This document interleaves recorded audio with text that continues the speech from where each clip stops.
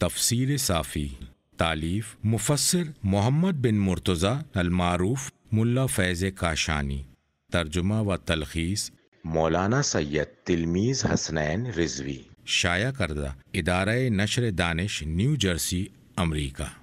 سورہ کوثر۔ سورہ کوثر مکی سورہ ہے اور کہا گیا ہے کہ مدینہ منورہ میں نازل ہوا۔ اس سورے میں 3 آیتیں ہیں۔ بسم اللہ الرحمن الرحیم، اللہ کے نام سے جو بڑا مہربان نہایت مشفق ہے۔ ترجمہ: بے شک ہم نے آپ کو کوثر عطا کیا ہے تو آپ کو چاہیے کہ اپنے رب کی نمازیں پڑھیں اور قربانی دیں، یقیناً آپ کا دشمن بے نام و نشان ہوگا۔ مذکور آیت کا ترجمہ ہے بے شک ہم نے آپ کو کوثر عطا کیا ہے۔ مذکور آیت کے لفظ کے معنی ہیں وہ خیر جو کثرت میں حد سے بڑھ گیا۔ اس کی تفسیر کی گئی ہے علم، عمل، نبوت، کتاب، دونوں جہانوں کا شرف اور پاک و پاکیزہ ذریت سے۔ تفسیر مجموع البیان میں امام صادق علیہ السلام سے مروی ہے کہ اس سے مراد شفاعت ہے، اور امام صادق علیہ السلام سے مروی ہے کہ اس سے مراد جنت کی ایک نہر ہے جسے اللہ تعالیٰ نے ان کے صاحبزادے کے بدلے میں عطا فرمایا تھا۔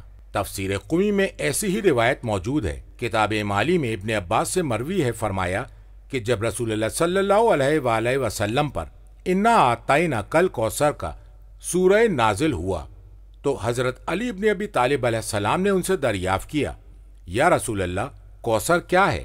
آن حضرت نے فرمایا یہ ایک نہر ہے جسے اللہ نے مجھے عطا فرمائی ہے۔ حضرت علی علیہ السلام نے کہا، یا رسول اللہ یہ نہر تو نہایت اعلیٰ اور اشرف ہے، آپ اس کے اوصاف بیان کیجئے۔ آن حضرت نے فرمایا، ہاں اے علی، کوثر وہ نہر ہے جو عرش باری ازاسما کے نیچے جاری ہے۔ اس کا پانی دودھ سے زیادہ سفید اور شہد سے زیادہ شیریں ہے اور مکھن سے زیادہ نرم ہے۔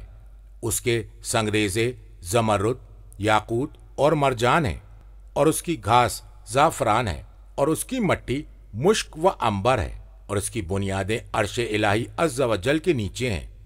پھر رسول اللہ صلی اللہ علیہ وآلہ وسلم نے حضرت علی علیہ السلام کے پہلو پر ہاتھ مارا اور فرمایا، اے علی، یہ نہر میرے اور تمہارے لیے ہے اور میرے بعد تمہارے محبین کے لیے ہے۔ تفسیر مجموع البیان میں نبی اکرم صلی اللہ علیہ وآلہ وسلم سے مروی ہے، جب یہ سورہ نازل ہوا تو آپ سے سوال کیا گیا تو آپ نے فرمایا یہ ایک نہر ہے۔ اللہ تبارک و تعالیٰ نے جس خیر کثیر کا مجھ سے وعدہ فرمایا تھا، اور یہ میرا حوض ہے جس پر روز قیامت میری امت کو لایا جائے گا۔ میں نے دیکھا کہ ان کی تعداد آسمان کے ستاروں جتنی ہے، ان میں سے ایک پوری نسل کو ہٹا دیا جائے گا۔ میں کہوں گا، پروردگارا، یہ تو میری امت کے لوگ ہیں۔ تو آن حضرت سے کہا جائے گا، آپ کو نہیں معلوم انہوں نے آپ کے بعد کیا کیا گل کھلائے ہیں۔ کتاب خصال میں امیر المومنین علیہ السلام سے مروی ہے، فرمایا کہ میں رسول اللہ صلی اللہ علیہ وآلہ وسلم کے ساتھ اور میری اطرت میرے ساتھ حوض کوثر پر ہوگی، لہذا جو ہماری جانب قصد کرتا ہے تو اسے ہماری بات ماننی چاہیے اور ہمارے عمل کو اپنانا چاہیے، اس لیے کہ ہر اہل بیت میں کچھ نجیب ہوتے ہیں اور ہمارے نجیب شریف الاصل ہیں، اور ہمارے لیے شفاعت ہے اور ہم سے مودت کرنے والوں کے لیے شفاعت ہے۔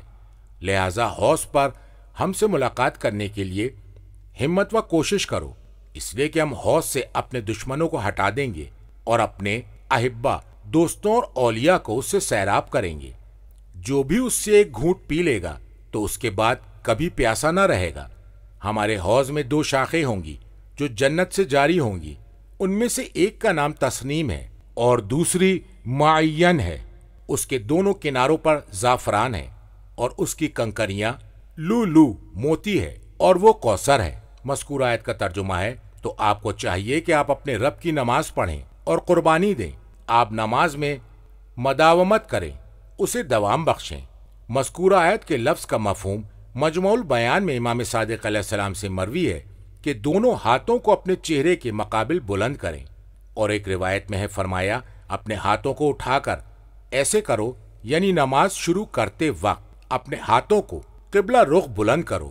امیر المومنین علیہ السلام سے مروی ہے کہ جب یہ سورہ نازل ہوا تو نبی اکرم صلی اللہ علیہ وآلہ وسلم نے جبرائیل علیہ السلام سے کہا کہ وہ نوحیرہ کیا ہے، میرے رب نے مجھے جس کا حکم دیا ہے۔ جبرائیل علیہ السلام نے کہا، وہ نوحیرہ اونٹ کو ذبح کرنا نہیں ہے، البتہ آپ کو حکم دیا گیا ہے کہ جب آپ نماز کے لیے آمادہ ہوں تو دونوں ہاتھوں کو بلند کر کے تکبیر الاحرام کہیں، اور جب رکوع کریں اور جب رکوع سے سر اٹھائیں اور جب سجدے میں جائیں تو تکبیر کہیں اور کانوں تک ہاتھ کو بلند کریں، کیونکہ یہی ہماری اور فرشتوں کی نماز ہے۔ ساتویں آسمان میں اس لیے کہ ہر چیز ایک زینت ہوتی ہے، اور نماز کی زینت یہ ہے کہ ہر تکبیر کے وقت ہاتھوں کو بلند کیا جائے۔ کتاب کافی میں امام باقر علیہ السلام سے مروی ہے کہ آپ سے اس بارے میں سوال کیا گیا تو فرمایا، النہر کا مفہوم نماز میں سیدھا کھڑا ہونا ہے، یعنی یہ کہ اس کی کمر اور اس کا سینہ سیدھا ہو۔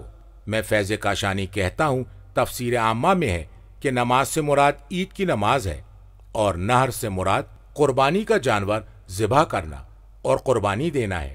مذکور آیت کا ترجمہ ہے، یقیناً آپ کا دشمن بے نام و نشان ہوگا۔ مذکور آیت کے لفظ سے مراد آپ سے بغض رکھنے والا آپ کا دشمن۔ مذکور آیت کے لفظ کے معنی منقطع النسل، جس کی نسل آگے نہ بڑھے، نہ اس کی نسل آگے اور نہ ہی اس کا ذکر کیا جائے گا۔